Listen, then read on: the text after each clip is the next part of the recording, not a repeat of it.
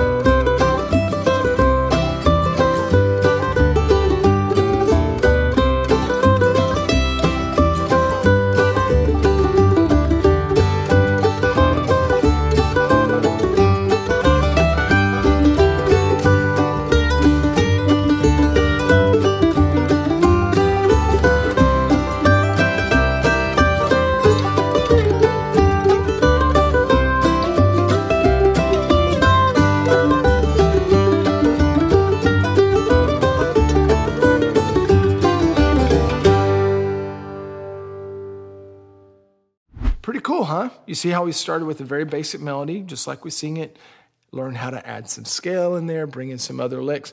And that's the purpose of these lessons, is to show you the philosophy behind how to build breaks so that eventually you can do that in real time. Whether you're at jams or playing in a band or just playing by yourself with the internet, you gain the skills and the knowledge on how to build your own breaks according to your style. So can you just learn the tab to these 3 breaks? Yes, you can. I have the tabs all there at banjobenclark.com for Gold Pit members, also the jam tracks. But really, the purpose of the lesson is for you to learn the process, learn the philosophy, learn how to hear basic melodies, learn how to throw those scales in so that it applies to whatever song that you're trying to play. I mentioned this mandolin. This is an F5S. We just got it into the store. Maybe it's still for sale by the time you see this. And it's got a beautiful curly maple back and a red spruce top. And it just sounds so great, even brand new. I love these Northfields. Go check them out. Let's learn some You Are My Sunshine.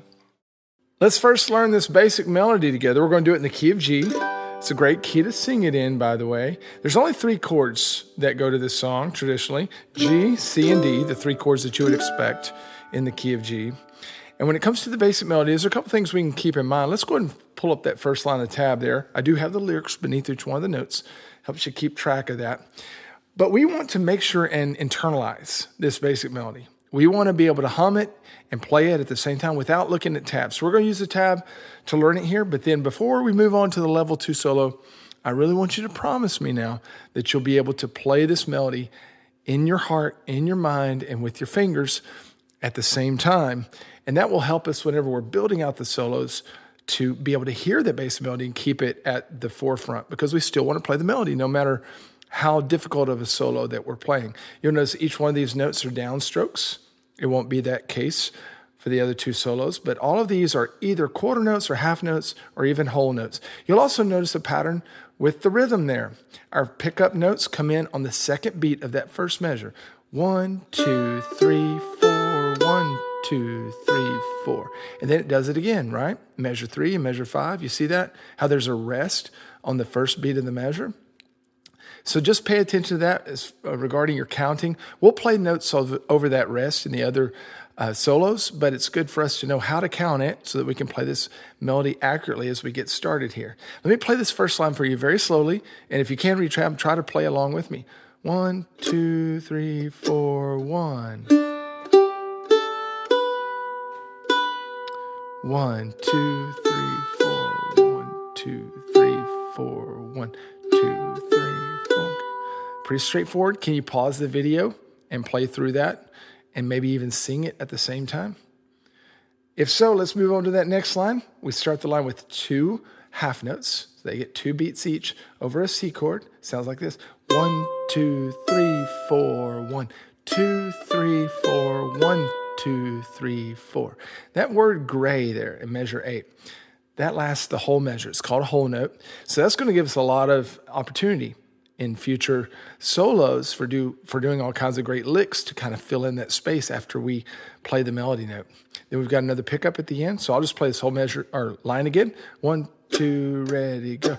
1, 2, 3, 4, 1, 2, 3, 1, 2, 3, 4, 1, 2, 3, 4. Then we have some repeating in measure 10. 1, 2, 3, 4, 1, 2, 3, 4, 1, 2, 3. And then you'll notice in measure 13, we have a note there that doesn't have a lyric beneath it. Because sometimes we sing, oh, please don't, or sometimes we slur that note, please don't take. So I thought it was an important enough note to include in there, even though technically it's not there. But it comes in on that second beat too. Please don't take. And then the next line, we finish it out. Take my sunshine away. So we also have that extra melody note in verse 14 that's technically not sung, but I think it's good for us to play that anyway. It helps us keep that time. So let's play this whole line. 1, 2, ready, go. 1, 2, 3, 1, 2, 3. Measure 17 is just the next pickup measure for the intermediate solo, where we start to add some scale licks. Okay, so let's play all the way through this basic melody. See if you can make it through with me, and then I'll give you some further instruction before we press on.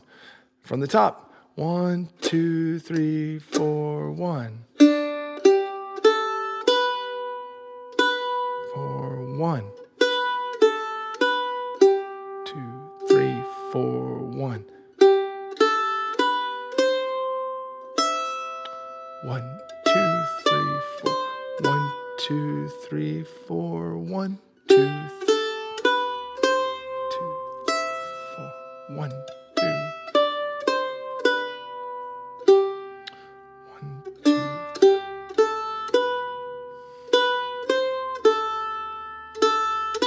1, 2, 3, 4, 1, and then more pickup notes. Okay, I need you to kind of promise me something here before we move on. I want you to be able to sing that. Everybody knows this song, right? At least be able to hum it, even if you don't know the lyrics. And I'd love for you to be able to hum it and play along. You don't have to do them at the same time. I think it does help internalize if you can do that. But at least be able to play this basic melody or really close to it without looking at tabs. That's how we know that it's in our heart, in our mind. And then we can begin messing with that melody with licks and scales and that sort of thing. And we don't lose that melody because it's running through us as we play. Okay, and with that, we'll jump into the next level solo, which starts to add some scale notes. Before we jump into our next solo, let's talk a little bit about what we're going to do. We're going to add some scale notes. You ask, which scale notes, Ben? Well, primarily, and maybe only, the scale notes from the G major scale. If you don't know the G major scale notes, you can pause this video, go check out my G major scale study, and learn all about that. It's very helpful. Not an absolute prerequisite, but it does help as we think about these scale notes. And then further, another recommended lesson is my jamming in G lesson video, because that's where we learn to apply the scale, doing exactly what we're going to do here. But conceptually, what are we looking to do? Well, we want to connect our basic melody notes. So every time there's a break, every time there's a rest or notes holding out for more than one beat, or even the notes that are right next to each other, the quarter notes, we can connect them using various scales. Is there particular scale notes that we're looking to use? No. This is where your own tastes come into play, right? And you begin to develop your own style. Which scale notes do you play? Can you play the same scale notes in a row? Absolutely. Can you do patterns? Absolutely. I'm just going to give you an example here, and then you can practice playing this basic melody, throw in your own major scale notes in between them to help connect them. The other thing that I'll mention is that the melody notes don't have to fall exactly in time with the basic melody that we played, meaning we can push and pull on those melody notes, make them happen a little early if we need to, or a little late. And that will happen naturally as we're throwing scale notes in, because we don't always land on the melody note right when it's supposed to. And that's part of the fun. Nothing wrong with that. Let's check out this first line. Can you pick out our basic melody notes?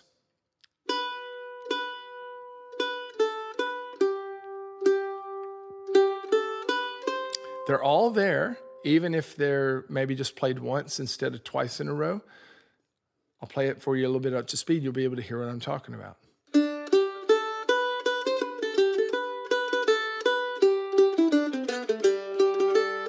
So you hear the melody in there, and then all the rest of the notes are pulled from that G major scale. This is why we do need to know our major scales, right? So the first one, there's our melody note, measure 18, and then I really don't have to worry about another melody note until measure 19.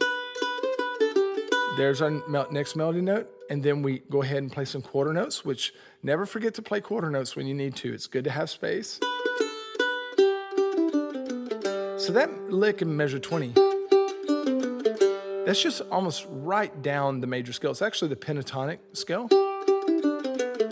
Okay, so this melody note is here on the 5th fret. It's a G. And this low string here is also a G. So even though our melody is going, my only sunshine, we're actually climbing down the scale to play that melody note one octave beneath. Totally fine. That's just a cool trick that we can do. We could have done it the other way. Could have gone up and grabbed it up here. Maybe you will. The whole line slowly. 2, ready, go.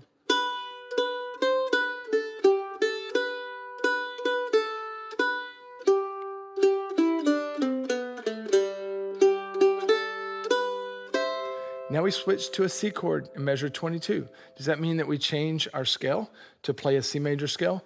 Actually, you can if you would like, and it would sound just fine.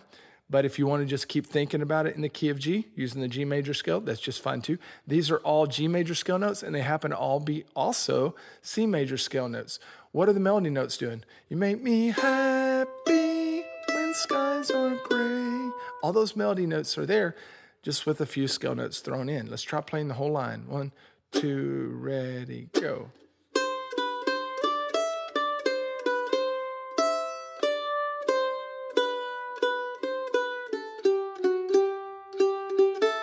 I want to pause right here, keep this tab up on this line, just to remind you that those are not the scale notes we have to play. Those are my selections. You can play whatever G major scale notes you want, and you could even experiment with others. Let me play you another version. We'll leave the tab up, but if my melody goes, make me happy when skies are... I could go something like this. You make me happy.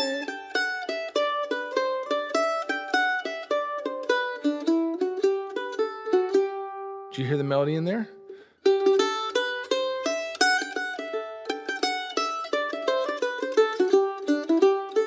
They're all over the place. And this is where it gets really fun, whenever we have command of the G major scale, and we're also able to let that basic melody just be rolling in the background in our hearts and minds, to come back around to it when we're able to grab those melody notes. This is where it gets fun to create solos on the mandolin. Sometimes we need to practice using tab, slowing it down, maybe transcribing them, but eventually, as you own that G major scale more and more, and you get more comfortable with that basic melody just living without you having to, keep it going. It just kind of is running through your mind. This is where it really gets fun. Let's do that again on the next line. What does our melody do? Same thing almost. You make me happy. Okay, so when we put our own selection of melody notes or scale notes with it, it sounds like this. Play it with me. 2, ready, go.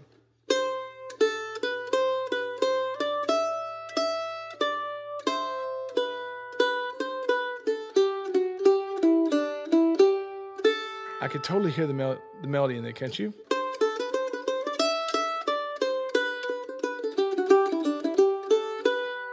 And then to finish it out, last line, our melody goes, take my sunshine away. And then the rest of the notes are just fluff notes, okay? Try playing the line with me first, and we'll look at it. 1, 2, ready, go.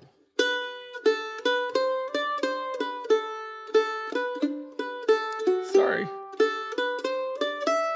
And then pick up to the last solo. Okay? So remember earlier I said that we have that big long whole note that's going to give us a lot of time to come up with other licks? That's right there in 32. So I chose to kind of climb up the major scale. Not kind of climb up the major scale. That's exactly what we did. And it sounds pretty good as a lick, doesn't it? What else did I do? Well, I just kind of messed around with the adjacent scale notes. And I'm climbing up and down. But you don't have to climb right up a scale and right back down. You can hop. You can create patterns.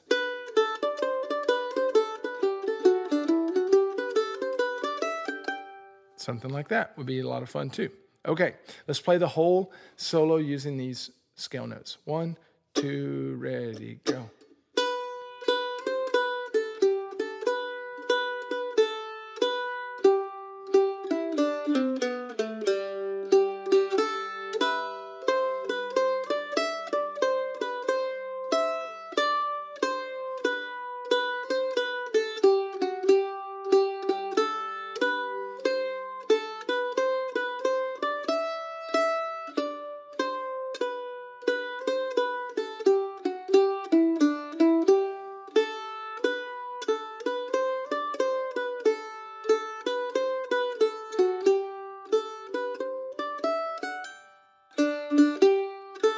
Now we go into the final solo, adding some ornaments and licks. Let's learn our third and final solo in this build-a-break lesson where we begin to add ornaments and licks. What do I mean by ornaments? I mean slides, pull-offs, and hammer-ons. We're going to have a little bit of all that in here and even more. And then when it comes to licks, we're moving away from just simply scale-based, quote-unquote, licks and beginning to bring in some other things that we might learn in Bag of Licks lessons or things we've learned from other mandolin pickers. And we're having more freedom with the melody. We still want to express the melody, and it's still here. But we don't have to hit every single one of the melody notes as long as we kind of come around and catch it here and there. Let me play this first line for you, and you'll hear what I'm talking about.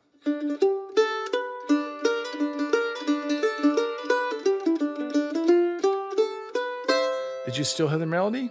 I bet you did, right? Because the big melody notes that we're listening for are boom, boom,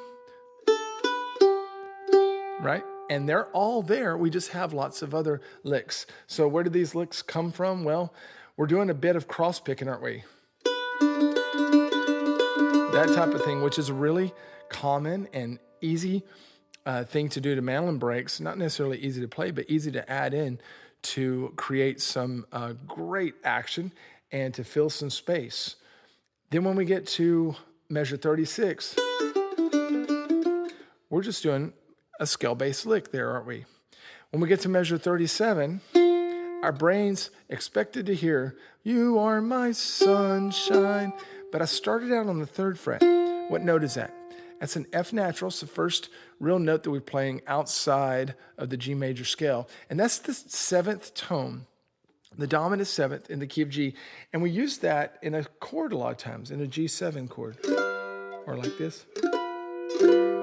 And that points our ear to a C chord. So I'm actually using scale tones to help point our ear to where the accompaniment is going to go.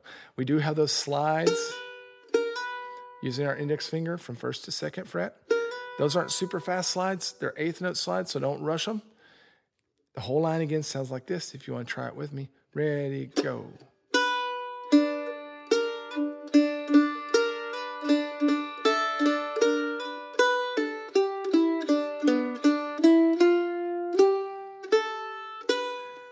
I want you to notice measure 37, those quarter notes,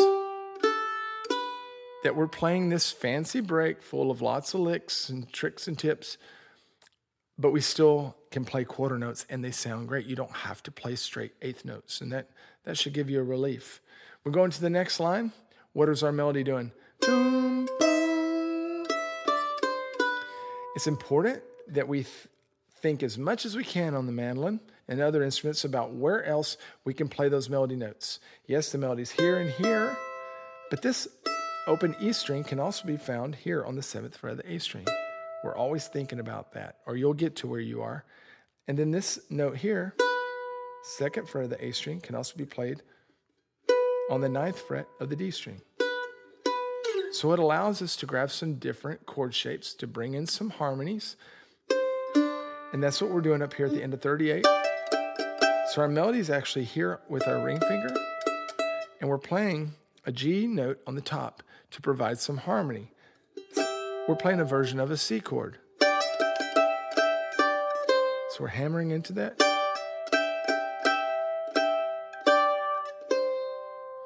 And then my finger's already down at the end of 39. I'm going to place my ring finger down the 7th fret so that we get this kind of spacing. There's 3 empty frets beneath my fingers, and we're going to play those together and slide up 2 frets. And what we're sliding up into is not only is the melody note being played with our ring finger, but this is a shape of a G chord. Okay? And if you'll watch my double stops video, you would know about all that. So we're going to slide up.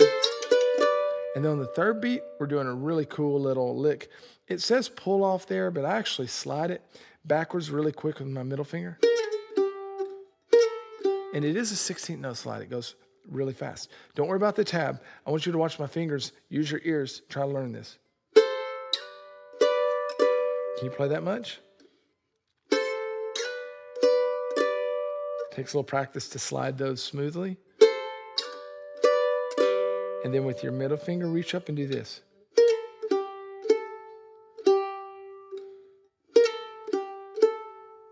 When you put them together,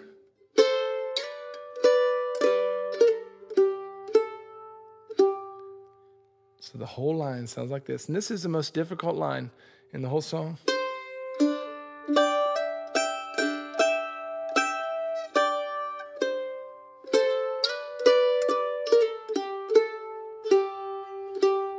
We switch back up to home base. The whole line again. Ready, go.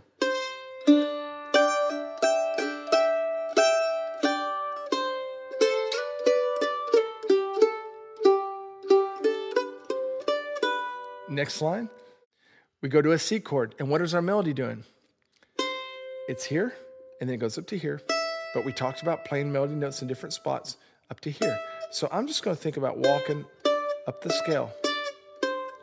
And what I'm going to do is carry some harmony notes with me. Try these double stops. And then I just found a cool way to get back and forth between them with a series of slides with our index finger. Sounds like this.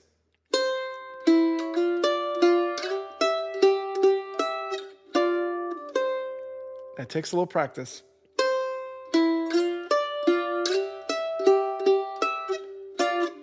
But I'm doing all that work with my first 2 fingers.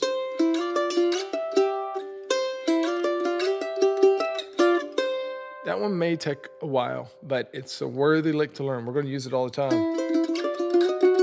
You can even walk chromatically if you want to.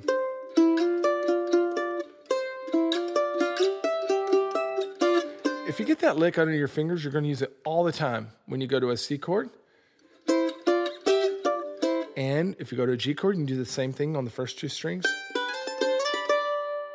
Or down here, you can do it over an F chord. Pretty handy, isn't it? And since it's closed, you can do it anywhere. If we had a D chord, you could start it here. Our middle finger's on the root, on the D note. Pretty cool. So it's a great little lick to learn that's closed everywhere. And I like playing this harmony note, 44. Just thickens it up a little bit, and the note is part of the chord, so it sounds great. And then we do some scale-based licks. So the whole line, ready, go.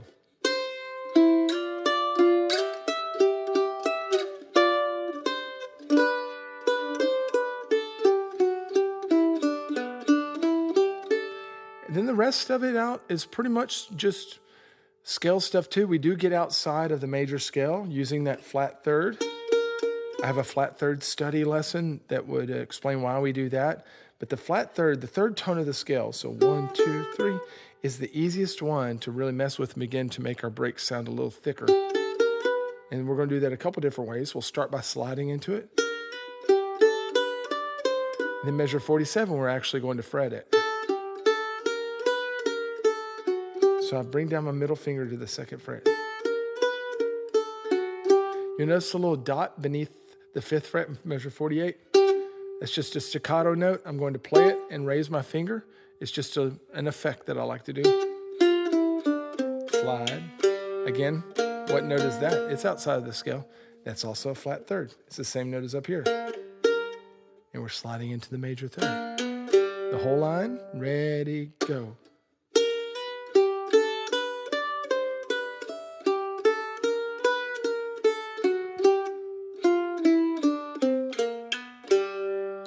All right, let's try the whole solo together slowly. Remember, you can slow this video down by clicking on the little gear icon. 1, 2, ready, go.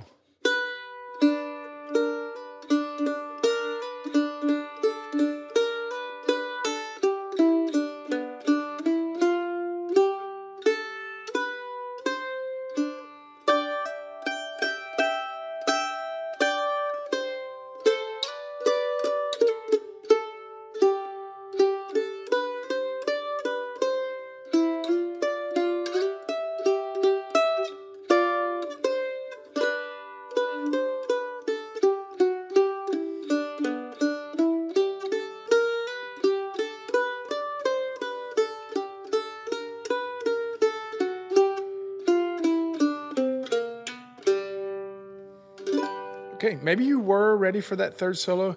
Maybe you weren't. If you weren't, don't get discouraged. Remember, internalize that basic melody. And then the first thing you can do is just start taking some major scale notes and trying to connect those melody notes. And then find some licks to begin to throw in there. And that's how you build mandolin solos. And that's the purpose of these Build a Break lessons. Hope you enjoyed it.